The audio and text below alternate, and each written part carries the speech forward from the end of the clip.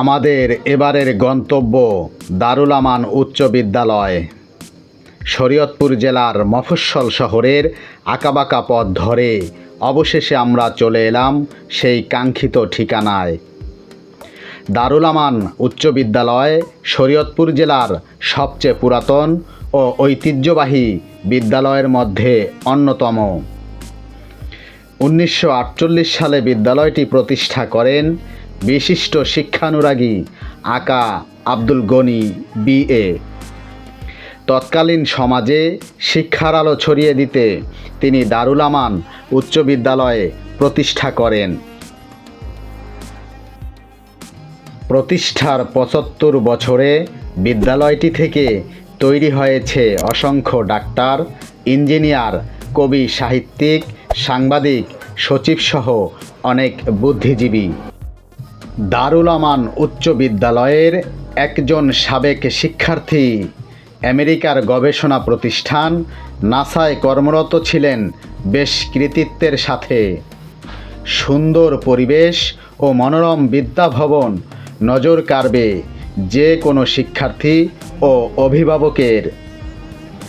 বর্তমানে প্রায় 600 শিক্ষার্থীর মাঝে শিক্ষার আলো ছড়িয়ে দিতে বিদ্যালয়টির এক ঝাঁক মেধাবী শিক্ষক পাঠদান করে যাচ্ছেন বিরামহীনভাবে।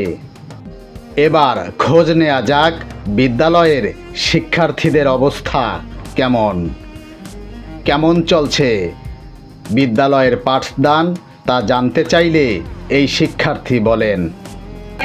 আমার নাম কণিকা আফরিন। আমি দারুল আমান উচ্চ বিদ্যালয়ের একজন ছাত্রী। আমি 9ম শ্রেণীতে পড়ি এবং আমি এই বিদ্যালয়ে পড়াশোনা করে আমি খুব হ্যাপি আছি।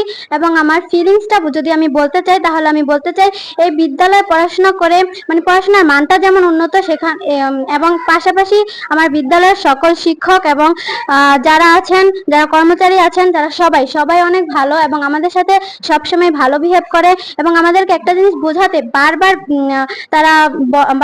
বলে এবং আমাদেরকে বোঝায় এবং আমরাও খুব ভালোভাবে বুঝতে পারি। এবং আমাদের যে প্রধান শিক্ষক আছে তিনি খুব ভালো মানুষ, ভালো মনের মানুষ এবং তার ব্যক্তিত্ব ভাবেও তিনি খুব ভালো একজন মানুষ এবং তিনি আমাদের সবাইকে খুব ভালোভাবে পড়াশোনা করার জন্য ইন্সপায়ার করেন এবং আমাদেরকেও সবসময় উৎসাহিত করেন। এবং আমি এই বিদ্যালয় থেকে পড়াশোনা করে একজন ভালো যদি আমি নিজের মনের কথাটা বলতে চাই তাহলে আমি বলতে চাই যে আমি একজন ডক্টর হতে চাই। তো এই বিদ্যালয়ের পড়াশোনার মান অনেক উন্নত এবং উন্নত মানের হওয়ার জন্যই আমি এই বিদ্যালয়ে পড়াশোনা করছি এবং আমার বাবা মা এখানে আমাকে পড়াশোনা করতে আগ্রহী করছে। 9ম শ্রেণীর এই শিক্ষার্থীর কথায় স্পষ্ট ফুটে উঠেছে শিক্ষকদের পাঠদানের যত্নশীলতা ও আন্তরিকতার বিষয়টি। ছাত্র, শিক্ষক ও অভিভাবক যে একই সুতোয় বাঁধা তা উক্ত বিদ্যালয়ের পাঠদানের পরিবেশ ও নিয়মানুবর্তিতা দেখলে বোঝা যায়। আমি আব্দুল্লাহ মুজাহিদ, দারুল আমান উচ্চ বিদ্যালয়ের 9ম শ্রেণীর বিজ্ঞান শাখার একজন শিক্ষার্থী।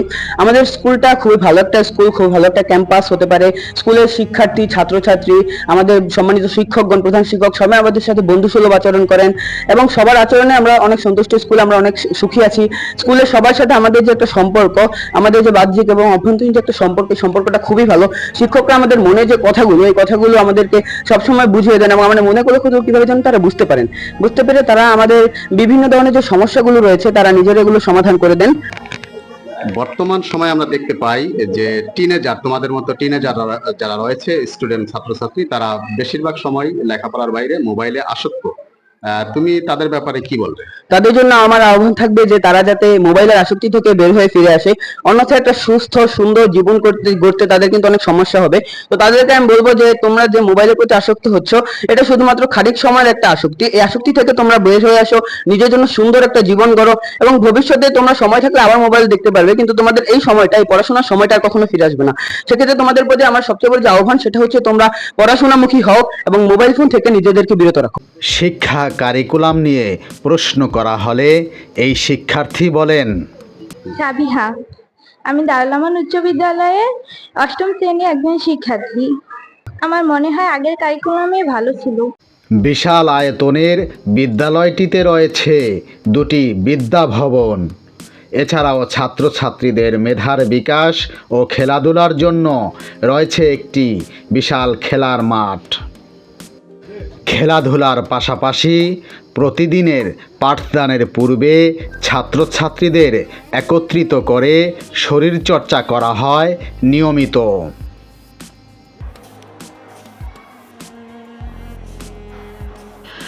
সুন্দর পরিপাটি ছায়াঘেরা এই বিদ্যালয়টিতে রয়েছে একটি বিজ্ঞানাগার।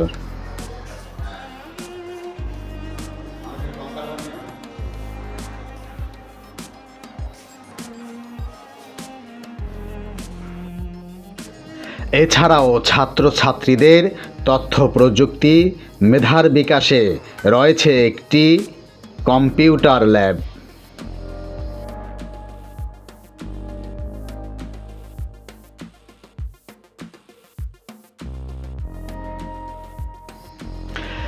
বিদ্যালয়টি ঘুরে দেখার পরে এবার আলোচনা করা যাক বিদ্যালয়টির প্রধান শিক্ষকের সাথে। বিদ্যালয় সম্পর্কে জানতে চাইলে প্রধান শিক্ষক আমাদেরকে বলেন। আমি মোহাম্মদ আব্দুর রহিম, প্রধান শিক্ষক দারুল আমান উচ্চ বিদ্যালয় ডাঙ্গুর সুরক্ষিত। আমার প্রতিষ্ঠানের নাম হচ্ছে দারুল আমান উচ্চ বিদ্যালয় ডাঙ্গুরদা। আমি এই প্রতিষ্ঠানে 27/5/2013 থেকে প্রধান শিক্ষকের দায়িত্বে আছি। 27/5/2013 থেকে প্রধান শিক্ষকের দায়িত্বপ্রাপ্ত হয়ে আমি আমার বিদ্যালয়ের জন্য যে সমস্ত কাজগুলো করেছি, সাধারণত তার একটা নমুনা বলতে চাই। সেটা হলো যে প্রথমে আমি যখন দেখেছি যে একটা বিদ্যালয়ে আসবাবপত্রগুলো খুব বেশি প্রয়োজন শিক্ষার্থীদের জন্য, সেটা ছিল না, সেটা করার চেষ্টা করেছি। এরপর আমি যেটা লক্ষ্য করেছি যে আমাদের শিক্ষক স্বল্পতা ছিল, আমি সেই শিক্ষক স্বল্পতা ধীরে ধীরে কাটিয়ে তুলতে চেষ্টা করেছি এবং একসময় শিক্ষক ফুলফিল ছিল। এরপর আমি দেখেছি যে আমার স্কুলে যদি আমার স্কুলটার আসলে ল্যান্ড অনেক বেশি, বাউন্ডারি দরকার। এই জন্য 3 একর 30 শতক জমি আমাদের স্কুলে, বিশাল বাউন্ডারি দরকার। আমাদের স্টুডেন্টের বেতন ছিল খুবই কম, 130, 140, 150 টাকা এরকম বেতন। এই বেতন থেকেই আমরা সম্পূর্ণ বিদ্যালয়ের নিজস্ব খরচে আমরা সম্পূর্ণ বিদ্যালয়টা বাউন্ডারি দিয়েছি। এবং আপনারা দেখে অত্যন্ত আনন্দিত হবেন যে আমি আমার বিদ্যালয়ের সম্মুখে চমৎকার একটি গেট করেছি, যেটা অত্যন্ত দর্শনীয়। অনেক প্রায় 10 লক্ষ টাকা ব্যয়ে আমি এই গেটটা করেছি। এরপর হচ্ছে শিক্ষক নিয়োগ দেওয়ার পরে আমরা দেখলাম যে কীভাবে বিদ্যালয়ের রেজাল্ট চমৎকার করা যায়। তো আমার নিয়োগের আগে আমি দেখেছি যে হ্যাঁ, গতানুগতিক রেজাল্ট হয়েছে, কিন্তু অত আশানুরূপ রেজাল্ট আমি কখনো লক্ষ্য করি নাই। এরপরে এসএসসি, বিশেষ করে পাবলিক পরীক্ষাগুলোতে আমাদের বিদ্যালয়ে চমৎকার ফলাফল করেছি।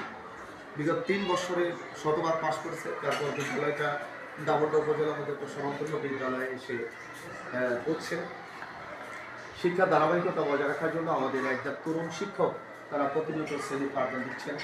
বিশেষ করে এসএসসি পরীক্ষার আগে আমরা যে সমস্ত ছেলেমেয়েরা এসএসসি পরীক্ষার্থীর জন্য নির্বাচিত হবেন বলে প্রত্যাশা করেন, তাদের বাড়িতে আমরা নিয়মিত নাইট ভিজিট করে থাকি। বর্তমানে আমার স্কুলের ছাত্রছাত্রীর সংখ্যা প্রায় 600+। আমাদের শিক্ষকরা, যেহেতু ম্যাক্সিমাম শিক্ষকরাই ইয়াং টিচার, শিক্ষকরা অনবরত কাজ করে যাচ্ছেন। আমরা প্রত্যাশা করব যে আমাদের যে শিক্ষক শূন্যতা আছে এনটিআরসি এর মাধ্যমে আমরা যেন অনতি বিলম্বে পরবর্তী নিবন্ধনকৃত যারা আছেন তাদের কাছ থেকে যখন তারা নিয়োগ দেন, সর্বপ্রথম যেন আমরা আমাদের 4 জন শিক্ষক পেয়ে যাই। এটা সরকারের কাছে আমাদের বিনীত অনুরোধ। 2025 সালকে আমরা স্বাগত জানাবো। 2025 সালে আমরা প্রত্যাশা করবো বর্তমান সরকার জানুয়ারি মাসে শিক্ষার্থীদের মধ্যে বিনামূল্যে বই বিতরণ করবেন বলে প্রত্যাশা করি। আমি আমার বিদ্যালয় নিয়ে সবসময় দিনরাত আমি সবসময় স্বপ্ন দেখি বিদ্যালয়টা কীভাবে সুন্দরভাবে দাঁড় করানো যায়।